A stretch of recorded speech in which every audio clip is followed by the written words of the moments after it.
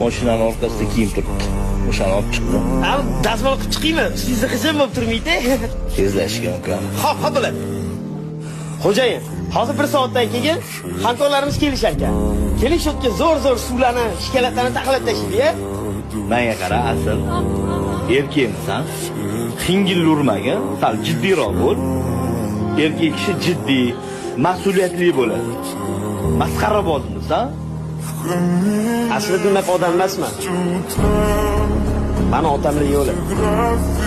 Onamlar bilan yolg'iz yashaymiz. Ustiga onam kasal. Sizni qo'lingizda ishlab, mehnatingizni qilib, onamni dorilarga pul bermoqchi. Lekin farzandingiz olamdan o'tgandan keyin ancha o'zgarib qolgansiz. Bir ikkita xodimlarni jahl ustida bo'shatib yubordingiz. Agar men bo'shasam, onamni dorilarga pul olaman. Haydab yubormang deb, kayfiyatingizni ko'tarish uchun kuldirib yuraman deb. Uzr ukam. Sani tushundim. Bugundan oyligini ko'tarib beraman. Yo'q, shart emas. O'zi mehnatimga yarasha olyapman. Faqat bo'shatib yubormasangiz bo'ldi.